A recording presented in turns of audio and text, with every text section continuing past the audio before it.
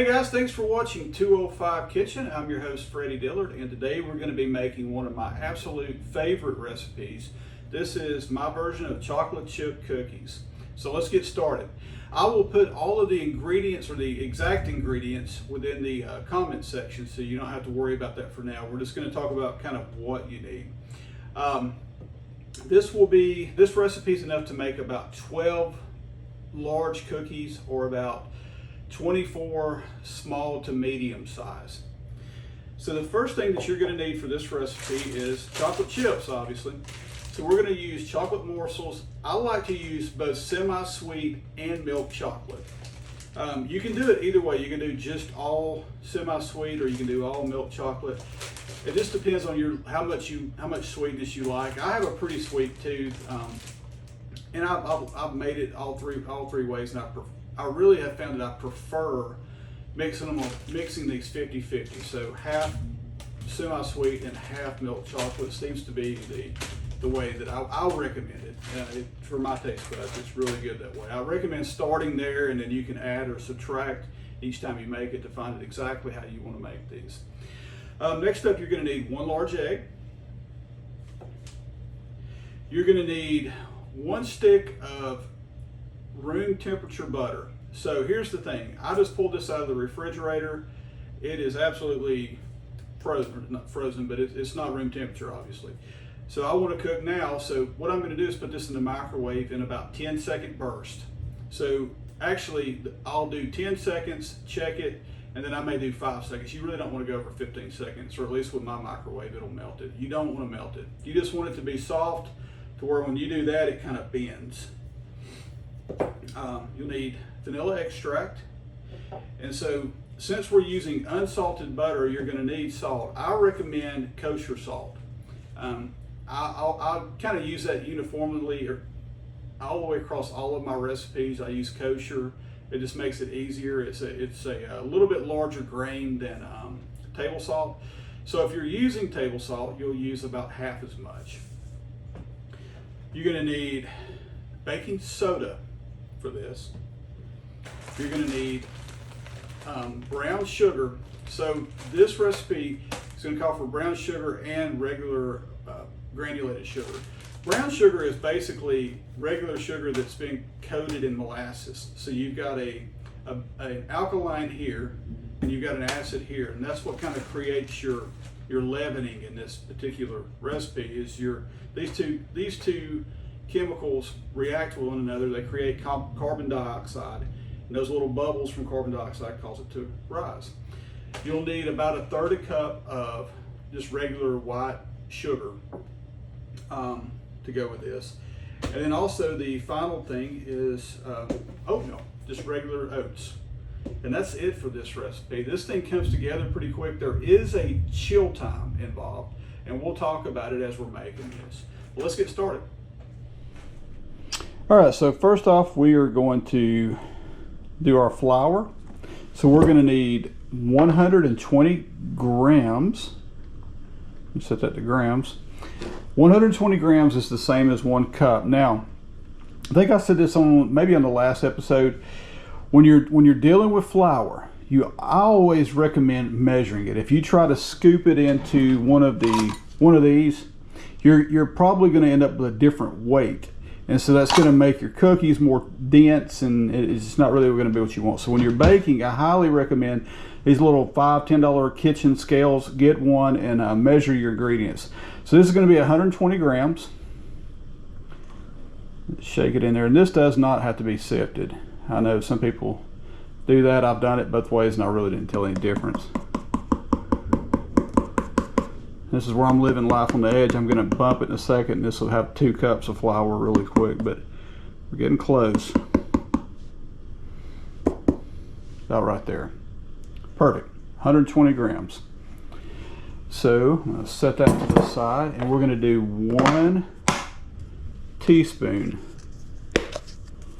of baking powder. I'm sorry, not 1 teaspoon. This is 1/2 teaspoon. My apologies. I'm used to doubling this recipe. All right, now we're just going to whisk that together. And this is just baking soda and all-purpose flour. 1 cup flour, 1/2 teaspoon baking soda. Just mix it in real good. Okay, now we've set the baking soda and the flour to the side. So this is our room temperature butter. So you see I kind of blasted it for probably about 12 seconds in the microwave. And you see it kind of bends now, so it's not, this is not frozen. But it's also not melted. You want it to be soft because you're about to put it into your mixer. So we're gonna add that. Now we're gonna add 1/3 of a cup of regular white sugar. Get it in there. And we're gonna add 2/3 of a cup of packed brown sugar, maybe a little extra.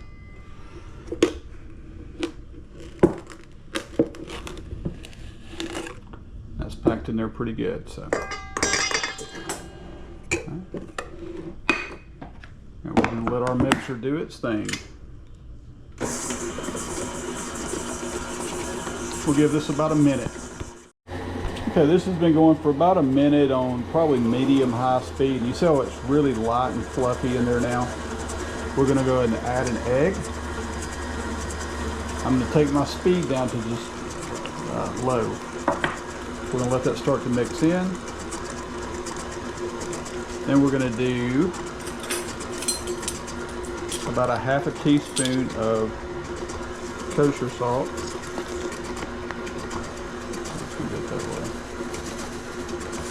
Get it out there this way. We're going to do about 1/2 teaspoon of kosher salt.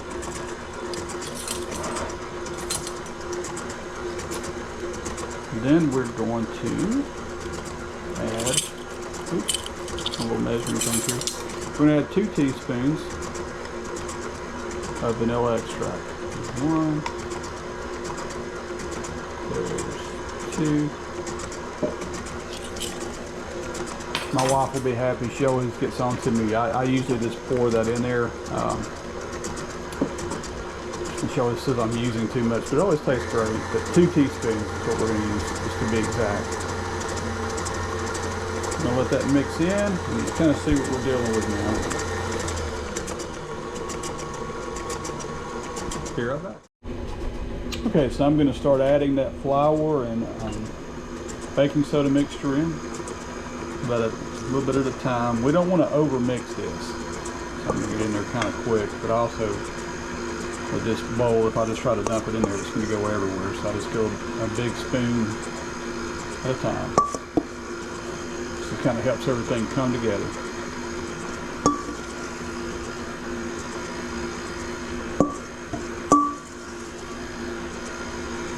So I can get it all in there from here. There we go. There's the last one. And we're going to mix that till it's almost mixed together, which is about right there. Good. Okay, now we're going to go ahead and add in about 1.5 cups of oatmeal. Just dry oatmeal. This is going to kind of give these a really, really crunchy texture to them. It's really good.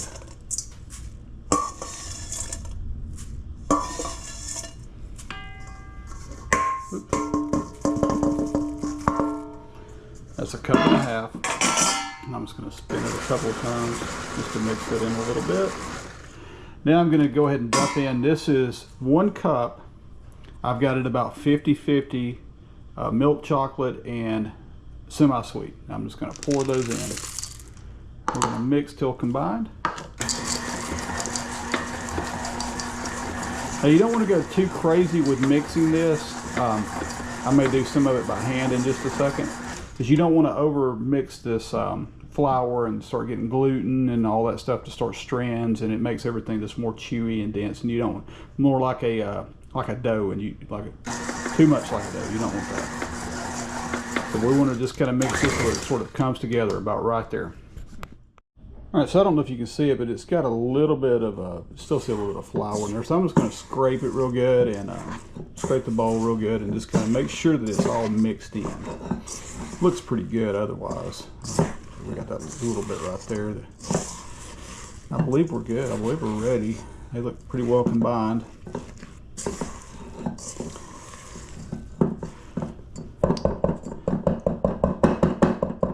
Now you can divvy these out however you want. I'm going to do, this is about a quarter cup or two tablespoons, I think is what that equals out to. So I'm going to just sort of scoop these out, and I'm just going to put them on parchment paper in a pan. I'm going to do several of these.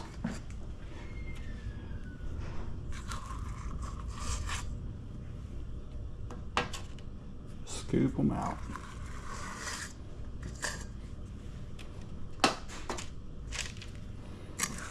And this is going to make more of a large cookie. So these are going to expand out a little bit. So, and here's the thing. So you might be tempted to go ahead and just, you know, hey, I got the recipe this far. Let's go ahead and make them now. And you can do that. They'll taste delicious. But what I would recommend is you chill these for a couple of hours minimum. What I'm going to do with these is probably freeze them for about 30 minutes and let that butter harden. When it does, I'm going to form them into a little ball and then freeze them for about an hour. All right, so as you can see, using about a quarter cup or 2 tablespoons, it made about 12. Now you could half that and make 24. You could do them in a little bit smaller cookie. These will be a little bit on the bigger side, so it's not going to hurt to cut that in half. I'm just, for time's sake, I'm only going to make 12 today. So here we go. Let's put them in the freezer for a few minutes. Okay, so these have been in the freezer for about an hour. After 20 minutes, I sort of just pulled them out and just tried to form them into a ball, but it really was more of a failure than anything. But I'm just going to kind of, on the tops of these, I'm just going to press down just a handful of morsels. These are the milk chocolate.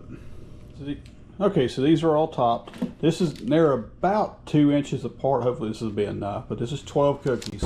It's a pretty large baking dish. These are going to go in the oven at 375 degrees Fahrenheit for about 11 minutes. If your oven runs a little bit hotter, you may do 10 and then start checking them at 10 minutes. We're going to go to their kind of golden brown. Be right back. All right, I think we're good now. This has actually been closer to 15 minutes. Ooh, if I don't break them out, it's going to do that one-handed. Closer to 15 minutes, and as you can see, these are pretty large cookies. So if you were doing smaller ones, you're not gonna, that's why I say I would start at about 10 minutes, because I think these were 2 tablespoon size. You see they're golden around the edges right here. Now this is still kind of cooking. So I'm going to leave these in this pan for probably another 5 to 10 minutes, and it'll more solidify as it sits here. But I wanted to get it out of the oven, so I don't want to overcook them. And if you notice, they sort of, if you cook these as soon as you mix the batter up and you just put them straight in here, they'll all just kind of run out completely flat. Not really what you want, but they'll still be good. I've done that too. So we're going to let this sit for about 5 to 7 minutes. Just to let this sort of solidify right in here, let it kind of cool off just a little bit. Then it's going to go to a wire rack to finish cooling. Be right back. Going to go ahead and move them over to a cooling rack now. It's been about a little over 5 minutes. If you try to do this too early, they're just going to fall apart. Like that one still needs to cool a little bit more. That one's fine.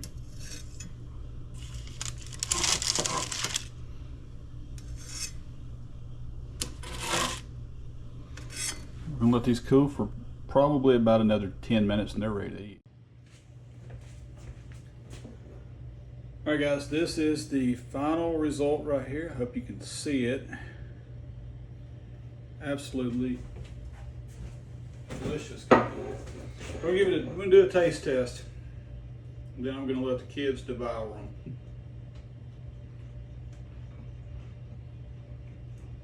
Oh man, that's good.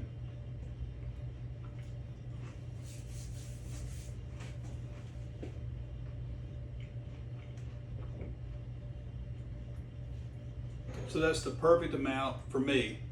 Chocolate chip, milk chocolate to semi-sweet. You get just a hint of salt in these and a little bit of a crunch from the oats. And oh my gosh, this is really good.